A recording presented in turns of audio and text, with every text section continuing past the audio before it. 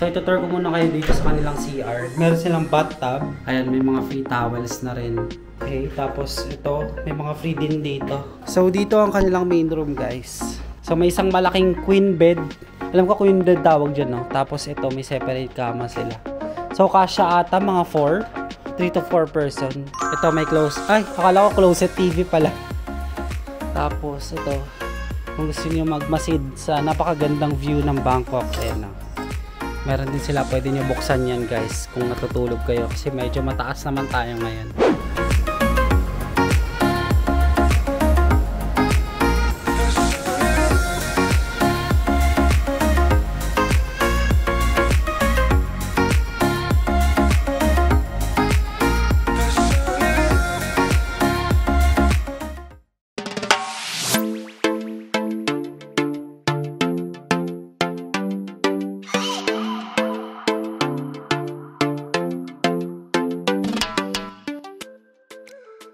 Hi guys, this is Lost Furukawa and welcome back again to another Bangkok vlog. And for today's vlog, guys, ay itutur ko na kayo dito sa Prince Palace Hotel, which is ang second accommodation natin dito sa Bangkok, Thailand. And guys, bago ko pala sa inyo pakita yung loob ng Prince Palace, gusto ko lang mapakita sa inyo yung neighborhood or yung mga kadikit na lugar dito sa Prince Palace Hotel. So dito guys, ayan, Capricorn Bank, kung nakikita nyo. So may bangko na malapit and currency exchange dito. So sarado kasi siya ngayon kasi it's Sunday, and also yung mga other stores sarado din pati yung loob. So malapit din na 7-Eleven tsaka parking dito. And dito guys, ayan, actually sa kinatatayuan ko ngayon sa left side niya, ayan, mga stores din siya na mga mumurahin din. So nag-check ako kanina ng t-shirt guys, mga 100 baht lang din, meron din 150 baht, ayan. Yan dahil sarado na linggo kasi guys. Pero ito yung parang small mall dito sa baba ng Prince Palace Hotel. And meron mga damitan din dyan, clothing, accessories, and women, men, and kids fashion. And sarado na kasi kaya hindi na natin mapapasok. Unless bawal, bawal na ata pumasok eh. Hanggang 6 PM lang guys. So sayang hindi na natin mapasok. Kaya na lang mag-explore dyan guys. So may Dunkin Donuts din. So siguro kasabayan lang din siya nitong mall. So dito guys, mga damit-damit din. Ano pa ba yung next? So papasok na tayo siguro guys. So by the way guys, itong Prince Palace Hotel, ang first impression ko is namangha talaga ako. And also yung mga college friends ko rin. Kasi guys, grabe. For a cheaper price, actually ang pinag-ambagan lang namin guys is almost 2,000 pesos. So 3 days 2 nights kami dito sa Prince Palace. And nabook namin siya guys, much cheaper sa mismong website nila sa Prince Palace Hotel kaysa sa Agoda or sa booking.com.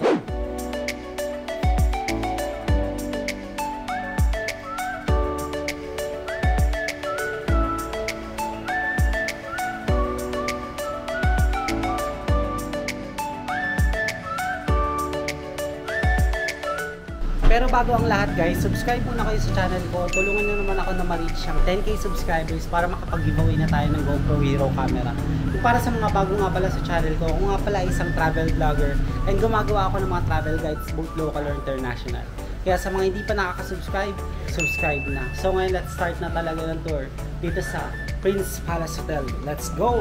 So dito ang kanilang guest service, lobby area. Tingnan nyo naman guys, nagigintuan ng mga designs nila. And also may touch ng Thailand talaga, culture. So dito yung waiting area ng mga guests. Pwede rin dito guys, nilalagay nila yung mga luggage kagaya kanina. And also, dito yung kanilang elevator kaagad. So pupunta na tayo sa kanilang lobby area or reception area mismo.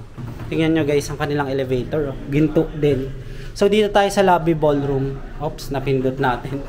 So medyo mabilis lang yung takbo ng elevator nila guys. Pansin lang namin kanina pa. Pero meron din sila ditong lobby ballroom, Prince Cafe, Palace 125. Itong Kruha Mahanak Sky Lounge and China Palace. Ayan. So close muna natin. So nandito tayo nang galing kanina guys. Napakabilis. Nasa 10 na kaagad. So 11 na kasunod. Kaya mabilisan lang yung pagbablog natin dito. You know, 17 persons, 1,150 kg. Ayan, ito na yung kanilang reception. Ang bubungan sa inyo, ito yung charging spot nila.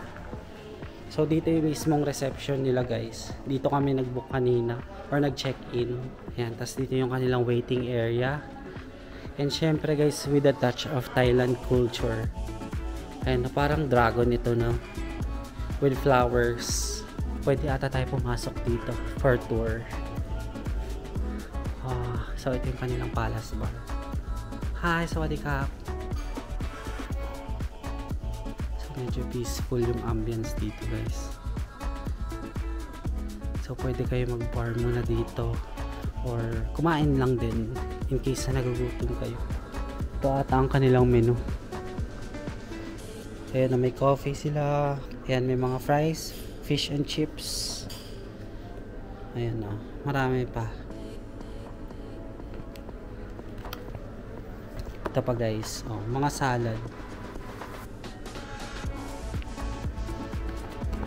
Ito mga soup.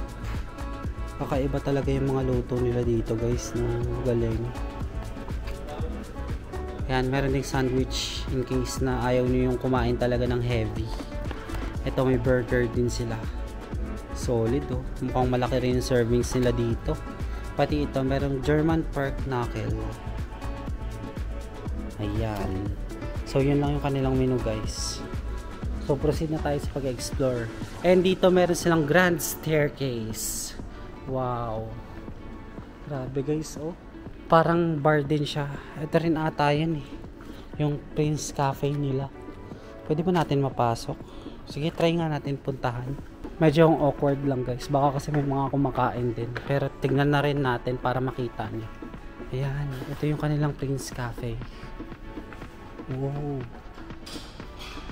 So quiet lang tayo guys. Kasi wala masyado tao.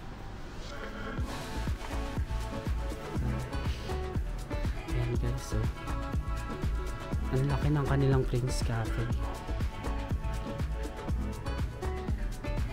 You know, with this beautiful view of the nightlife of Bangkok. Ito pala yung mga prices. Kung nagbabala kayo dito sa Prince Cafe, ang ganda. Ayan, may malaking chandelier sila dito. So, pansinin ko guys, medyo pricey nga lang yung kanilang menus. And kayo na bahala kung gusto nyo try yung Prince Cafe nila.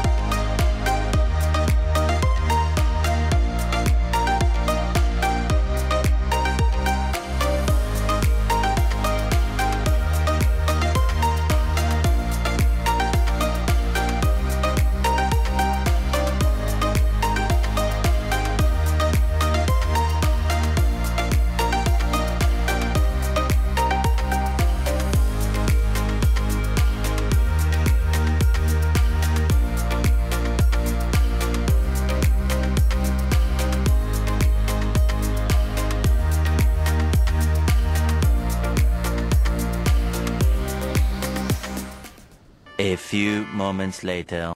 Ayan, halos lahat foreigners din yung nagsistay dito. Halo-halong nationalities din. So dito tayo sa Tower BC. Meron din silang Shinsen Sushi Bar. Ayan, Tower B and C. Ayan guys, so tingnan nyo naman yung design nila. Grabe. Magical, oh. Ay, hello. Grabe yung design. Tignan natin itong CR nila.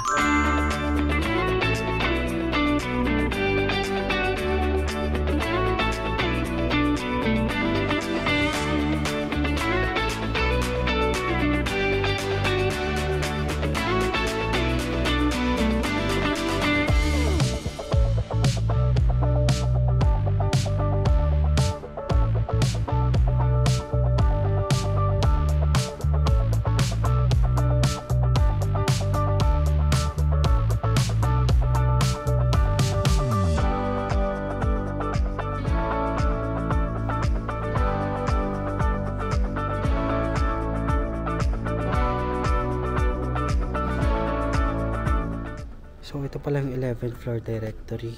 So itong Tower A ay may room number 1508 to 3018. Tower B room number 21401, 22316. Tower C with room number 31401 and 32316, and yung Prince Suites from room number 51401 and 52708. Siguro ito yung pinakamahal guys. Hindi ko lang sure pero parang yun. So asan tayo ngayon dito? Ayan pala oh, mga Ratcha ballroom. Ayan, saan ba? Dito ata tayo. Ay, hindi, iba yan. Saan tayo dito? Ba't walang UR here? Pero ito guys yung kabuuan. Sa star, ito daw. Nawala na pala yung red sa star. Tignan nyo guys, oh red to. Tapos ito nanilaw na. So tara, explore na natin. Grabe, sobrang solid ng design nila guys. Luxury feeling talaga dito sa Prince Palace. Imagine niyo guys, 2K lang yung binayaran ko for 3 days 2 nights. Tas 7 kami, 'di ba? Oh, mamaya i-room tour ko kayo kung gaano kaganda yung room nila.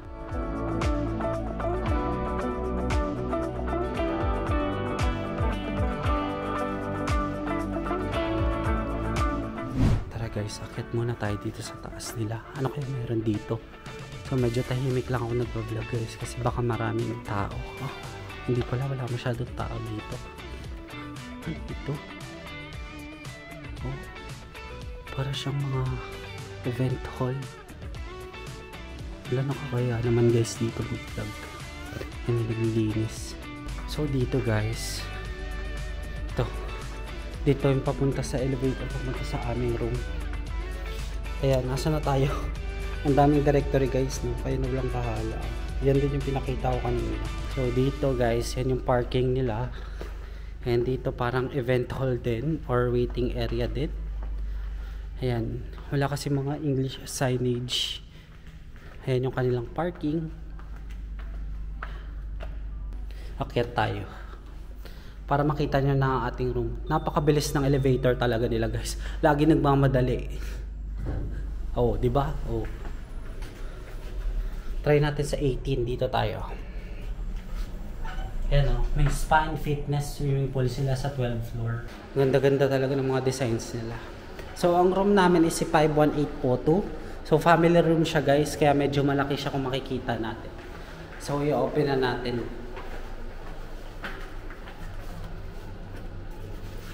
Kakatok tayo guys, kakatok na lang. Para mag-room tour na tayo.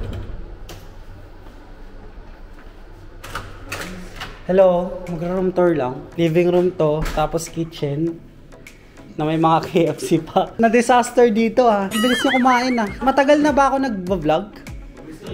Ah, mabilis lang kayo kumain. Sige, ito yung kanilang kitchen. May ref din sila. Ayan. Tapos dito nyo pwede ilagay yung kanilang keycard. Tapos yung mga closets nila. Ayan, wala namang laman. Ayan. Tapos ito may mga free coffee sila. Tsaka itong initan ng tubig. So pwede kayo mag-coffee na rin dito sa hotel mismo. Nire-refill naman nila yun per araw. So dito sa mga kwarto.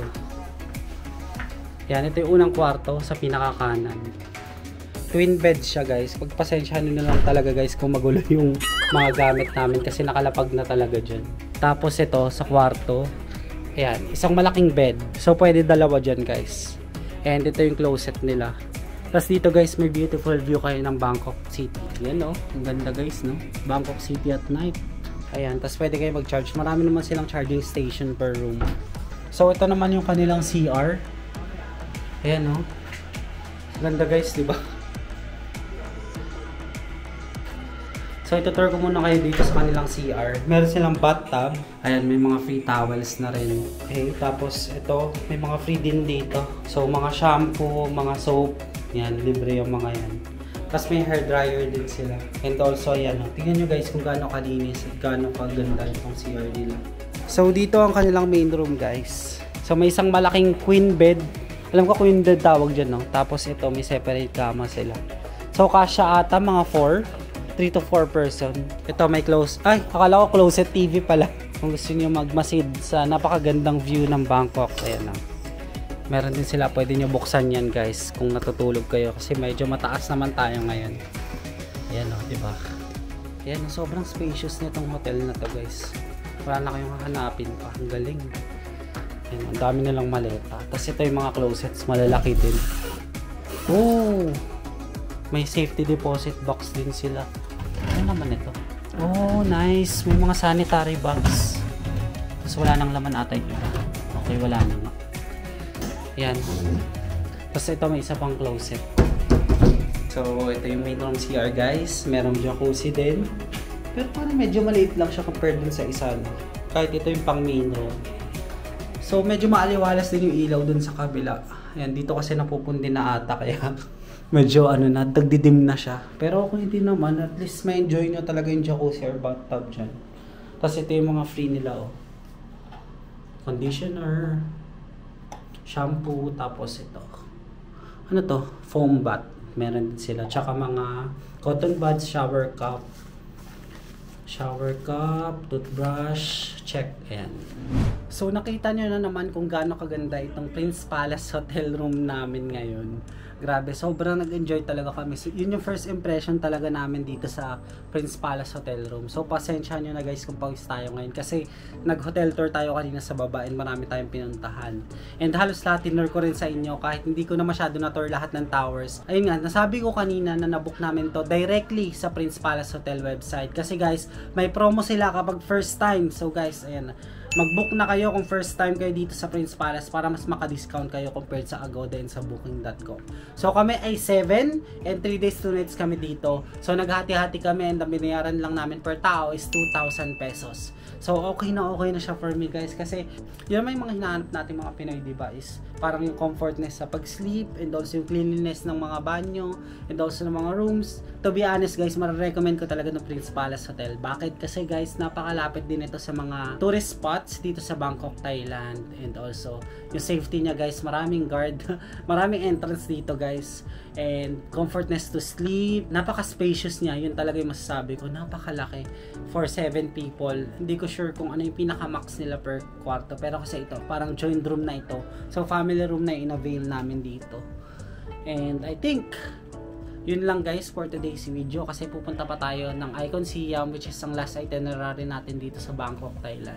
So bukas kasi guys magpapataya na tayo and sa last day natin ay babalik na tayo sa Manila. So baka itong Icon Siam na ang last itinerary natin dito sa Bangkok, Thailand. Pero tignan natin sa ating last day if may mapupuntahan pa tayo sa umaga. Babiyahin na ako papunta sa Icon Siam para mahabol pa natin ang Icon Siam since ang closing hour niya naman is 10 PM pa. I'm very happy guys sa pagsuporta niyo sa Bangkok tour na ito and sana guys ay suportahan niyo pa hanggang dulo itong Pattaya travel vlog series ko kasi 'di ba tatawid na tayo to Pattaya tomorrow pero babalik pa rin naman tayo sa hotel sa gabi kaso hindi ko pa sure kung may mapupuntahan pa tayo tomorrow pero sana guys may mapupuntahan pa tayo. And I think yun lang guys. If you guys like this video, don't forget to follow me on the Facebook page and Instagram at Lost Furukawa. And if you want to do business or sponsorship with me, you can email me at lostfurukawa19@gmail.com. And guys, don't forget to hit like, subscribe, and notification bell para updated kayo sa mga bagong uploads ko. That's it guys. I really appreciate you being here. Let's start on another Bangkok vlog ahead in the next one. Maraming salamat po sa pagsuporta sa mga Bangkok vlogs ko na ito. And sana ay maging successful itong vlog series natin dito sa Bangkok, Thailand. Para makabalik pa tayo soon with new itineraries. So yun lang guys. Bye!